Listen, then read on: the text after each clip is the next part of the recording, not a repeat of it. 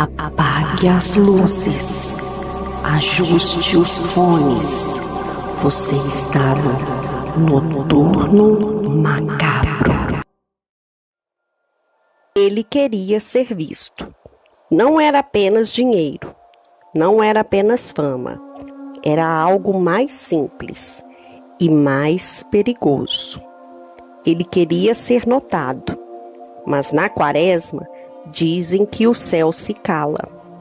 E quando o céu se cala, outras coisas escutam.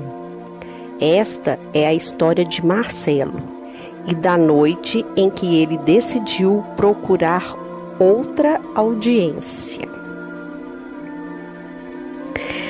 Marcelo sempre teve uma obsessão silenciosa. Ele queria ser visto. Não era apenas dinheiro. Não era apenas fama, era reconhecimento. Era abrir o celular e ver notificações. Era postar algo e saber que alguém estava esperando por aquilo.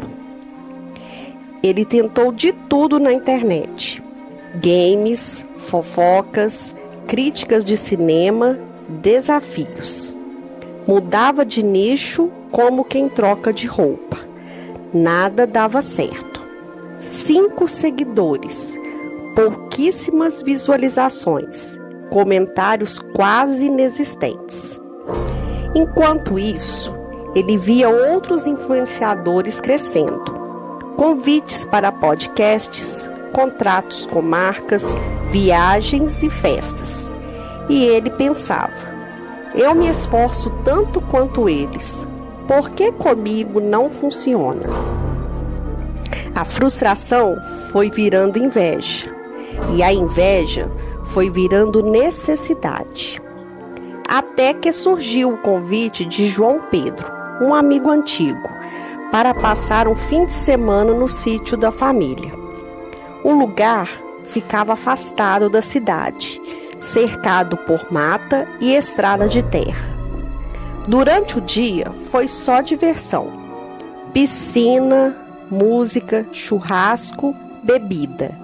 João Pedro era o típico anfitrião animado, sempre juntando todo mundo. Mas à noite, como acontece em muitos lugares do interior, a energia muda. Eles acenderam uma fogueira perto da casa principal. E foi João Pedro quem sugeriu chamar Nena, esposa do caseiro, para contar algumas histórias da região. Segundo ele, ninguém conhecia mais aquelas terras do que ela. Nena chegou com aquele jeito simples, mas com uma presença forte. Começou contando casos antigos, aparições, vozes na mata e vultos na estrada. Até que ela ficou séria. Disse que havia uma encruzilhada não muito longe dali, um ponto onde uma estrada de terra cruzava com outra, e numa dessas pontas ficava um cemitério antigo, abandonado. E então contou a parte que fez alguns rirem. Na primeira sexta-feira da Quaresma, exatamente à meia-noite, quem fosse até aquela encruzilhada e chamasse, poderia fazer um pedido. Mas não era um pedido a Deus, era outra coisa. Segundo a lenda, a entidade daquele lugar realizava qualquer desejo: fama, dinheiro, poder, mas nunca de graça. Uma das meninas riu e disse que aquilo parecia lenda urbana. João Pedro deu risada também, tentando aliviar o clima. Mas Nena não riu. Ela contou que, quando era mais nova, ouviu falar de um homem que pediu dinheiro ali. Conseguiu, mas enlouqueceu e depois desapareceu. Tudo que vem daquela encruzilhada tem preço, ela disse.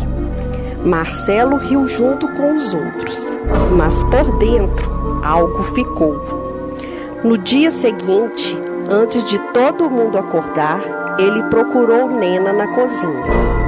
Disse que tinha um canal de terror e que queria gravar um vídeo lá na encruzilhada, só pela ambientação. João Pedro apareceu no meio da conversa, curioso, e perguntou se ele estava falando sério. Nena hesitou, disse que o lugar era pesado, que ninguém passava por ali, que não era bom mexer com certas coisas. Mas Marcelo insistiu tanto que ela acabou explicando o caminho. Ele foi até lá ainda de manhã. O lugar era estranho, até mesmo sob o sol. O cemitério parecia esquecido pelo tempo. Cruzes tortas, lápides quebradas e mato alto.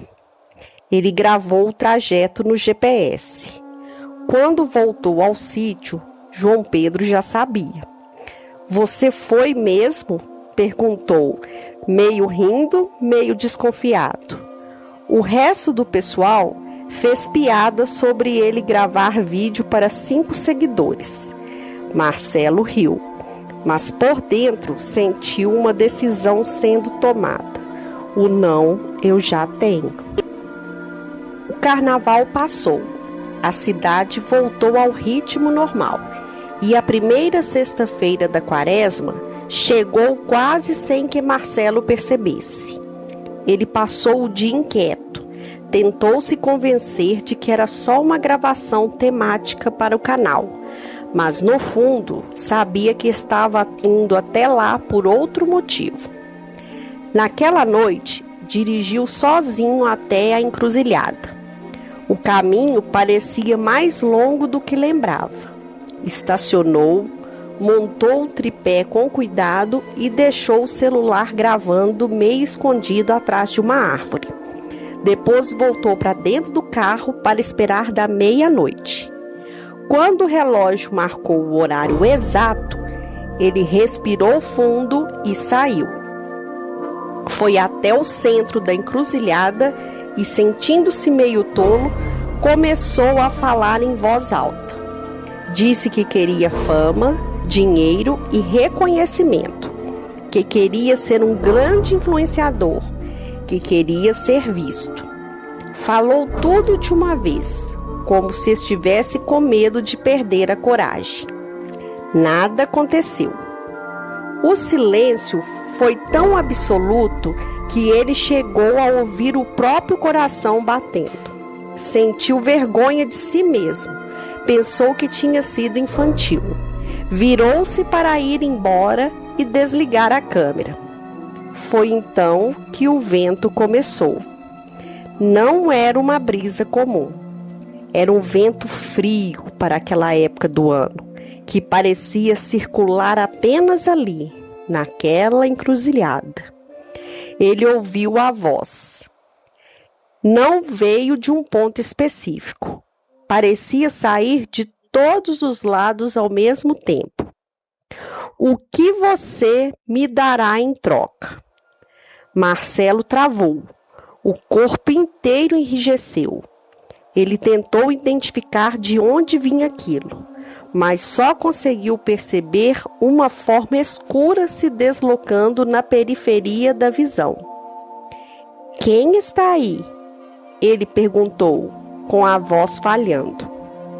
Você me chamou, a voz respondeu. Eu vim.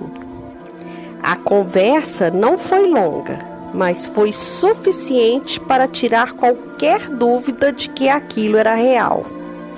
A entidade diz que ele teria o que pediu, que em uma semana começaria a perceber os resultados. E quando Marcelo, tentando parecer corajoso, perguntou se o preço era a sua alma, a criatura riu.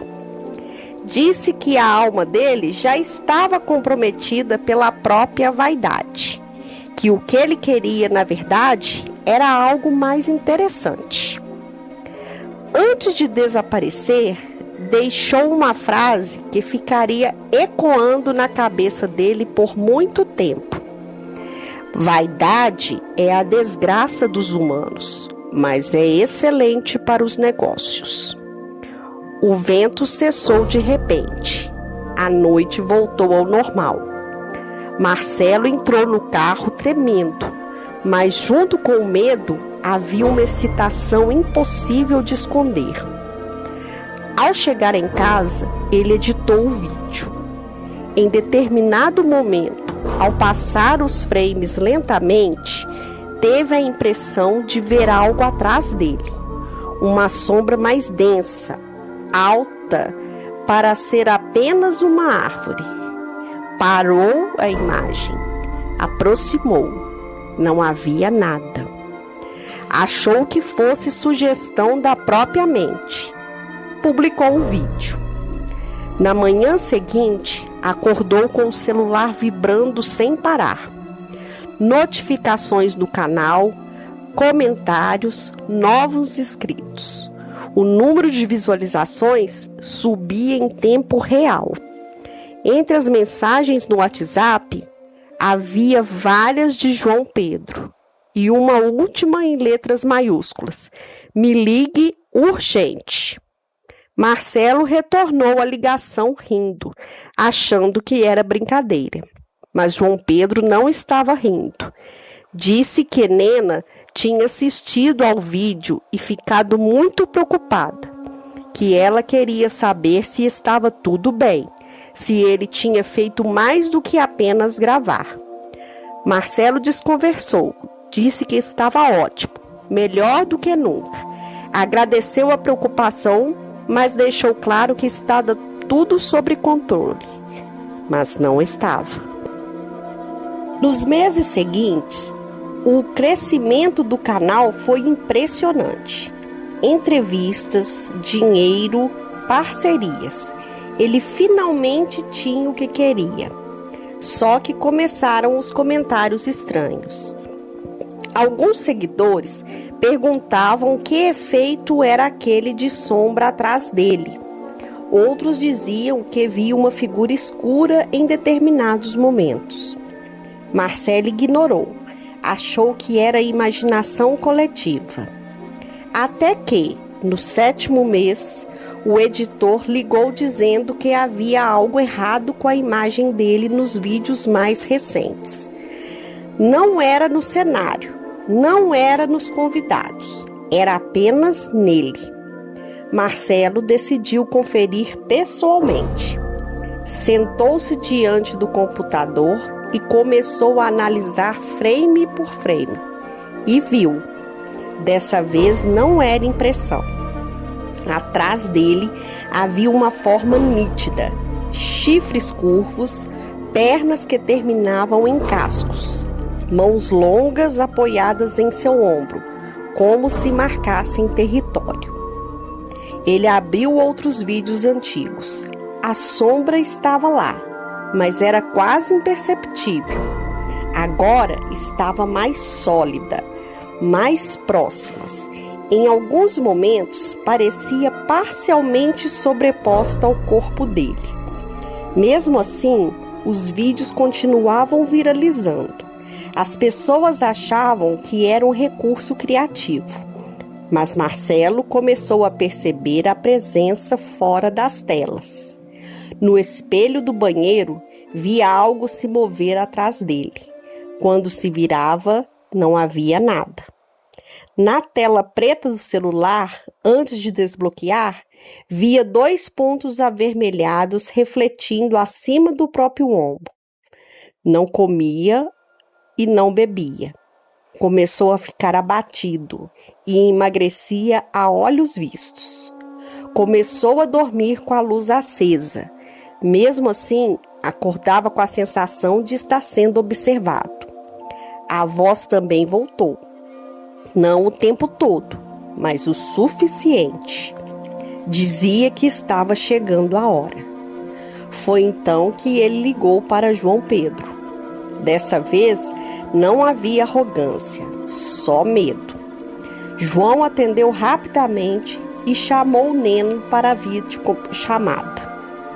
Quando ela viu o estado de Marcelo, ficou em silêncio por alguns segundos. "Menino, você rezou?" perguntou com cuidado. Ele respondeu que tentava, mas não conseguia terminar. Que sempre que começava, A voz invadia seus pensamentos e o fazia esquecer as palavras. Nena respirou fundo.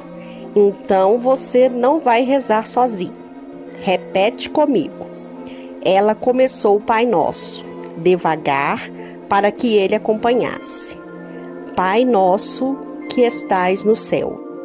Marcelo repetiu as primeiras palavras. Foi nesse instante que as luzes do apartamento se apagaram. A tela do celular ficou preta. A ligação caiu. Ele ficou no escuro absoluto. O silêncio durou poucos segundos. Depois um ruído, como se algo estivesse arrastando pelo teto. Marcelo acendeu a lanterna do celular. A mão tremia tanto que o feixe de luz balançava pelas paredes. As sombras começaram a se mover. Não era imaginação. Ele via claramente que algo ocupava os cantos da sala. Quando apontava a luz, a forma desaparecia. Quando afastava, ela reaparecia em outro ponto. Aos poucos, partes da criatura começaram a se revelar. Primeiro o contorno de um chifre refletido na parede. Depois 2 olhos vermelhos surgindo atrás da estante. Em seguida, a silhueta completa por um segundo. Alta, larga e impossível. A voz ecoava pelo apartamento inteiro. Comigo não é tão simples. Marcelo recuou pelo corredor, iluminando o caminho à frente.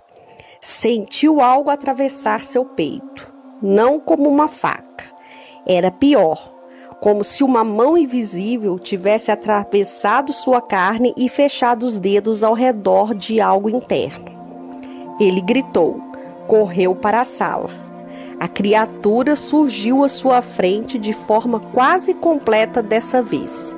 A pele parecia absorver a pouca luz. Os olhos eram vermelhos, fixos, atentos, e o sorriso largo. Marcelo tentou desviar, mas tropeçou no puff perto da sacada. Perdeu o equilíbrio e caiu. Durante a queda, ouviu a voz com absoluta certeza. Sua alma eu já tenho. Mas enquanto despencava, algo estranho aconteceu. Em vez de sentir o impacto imediato, ele teve a sensação de que o tempo desacelerava, como se estivesse suspenso. Imagens passaram pela sua mente. A fogueira, o riso da noite, o sítio, o aviso de Nena, a própria arrogância ao desligar a ligação de João Pedro meses antes. E então tudo ficou escuro. Ele abriu os olhos assustado. Estava dentro do carro, na encruzilhada. O celular ainda no suporte e o tripé atrás da árvore. Olhou para o relógio do painel. Faltavam 5 minutos para a meia-noite. Ele ainda não tinha saído do carro. Ainda não tinha feito pedido algum.